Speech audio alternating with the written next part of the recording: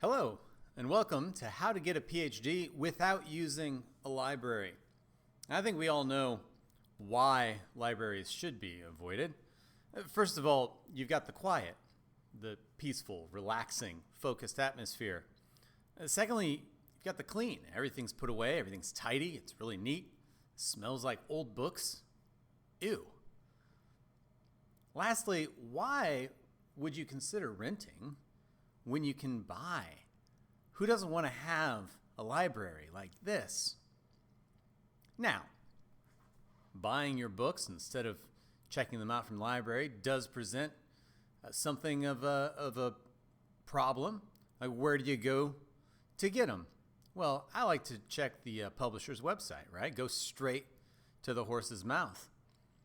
After all, paying the manufacturer's suggested retail price ensures that nobody's getting ripped off.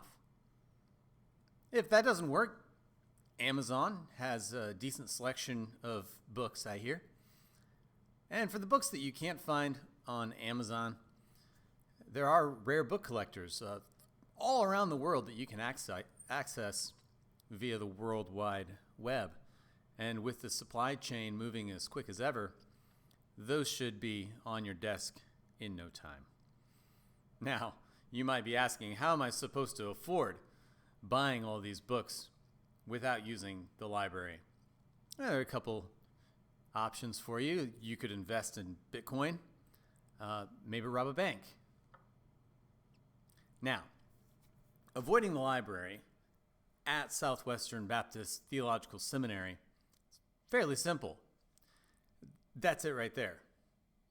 It's called Robert's Library. You just don't go to it. I mean, that's really all I have to say about that. But now, let's say that you actually have to go. First step is to avoid your cohort. Now, for me, I'm in patristics. So the place I'm most likely to find my fellow patristics scholars is on the third floor, the first two aisles on the right. As down those aisles, you're going to find all your primary sources: Ancient Christian Writers Series, A&F, NPNF, the Fathers of the Church, Source Kachin, but also secondary monographs, and especially Studia Patristica. It's all right down that aisle. A neat, handy place to find it. Neat, handy place to bump into your classmates. They're going to start talking to you, chatting things up. They're going to start wanting to collaborate, share ideas and feedback. Next thing you know, you're stuck in this library for hours and hours and hours talking about research and getting ideas thrown back and forth. That's not for me. Now, the next group that you're going to want to avoid are the help desk. These people are sitting behind that desk just waiting to give you information, to show you where things are, to help you find what it is that you're looking for. So the first step in avoiding them is just a fast pace. Now, you have to be careful here. You want to look determined, but not frantic. All right, if you look too concerned, that's just going to incite their help even more. Next up, avoid eye contact. You might consider carrying a sheet that it looks like you're engrossed in. Maybe even a sheet that already has some library call numbers because you know where you're going. This way you can walk briskly past and they'll assume that you don't need any help. Whatever you do, do not ask for help. Now, I need to make a little bit of an excursus here. There's this thing called a personal librarian. If you are a PhD student, you may receive an email from one of these library staff members who are well versed in the use of the library and in library science and know our particular library really well. This person is assigned to you to help you find the resources that you need in a timely manner, to help you approach research and culling sources in general. And they're dedicated to helping you out. Now, luckily, this is going to come in an email, and you're a PhD student, so you don't read your email. So you don't have to worry about this at all. Now, there are computers there in the library. They don't have webcams, so I don't know what they're for. You might go home and find some resources online.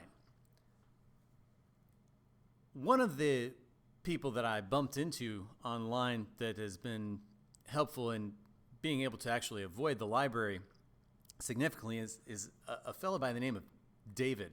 Now, David's identity remains unknown, but one thing that is clear about David is that he owns a scanner, and he uses his scanner a lot. So let's say you're looking for an article published in a journal. You can ask David. You can go to his website right here, and you can just search whatever it is that you're studying. It'll pull up some results, and you'll find these journal articles on the right here, print books on the left, and you can click on more details. And often what you'll find is that there will be a PDF of the full text of the article that you can just download right then and there. It's pretty handy. Now, there's David, but then there's Mobius. Diving deep into the depths of the dark web, I met this character. Mobius has information on an entire matrix of library resources. Just check this out. The same search, I can ask Mobius the same thing, and Mobius connects me to 75 libraries worth of resources. So I can head out to find Of God and Man by Matthew Steenberg, and I can just request it. I can just ask for it to be sent to my library from any of these other libraries, and they'll just send it on down. No big deal. All right, so just find my particular seminary. I click Submit Above Information, and they'll send it. Now, with that comes a word of caution. Because Mobius has access to 75 libraries, associating with him puts one in danger of, quote, using said libraries. Now, furthermore, he actually sends the books that you request to our library, Robert's Library. So you are going to have to go into the library to acquire these resources, and you're going to have to get them from the help desk. Now, you only have to say your name, so you're not technically asking for help. And you can still avoid eye contact throughout the entire process.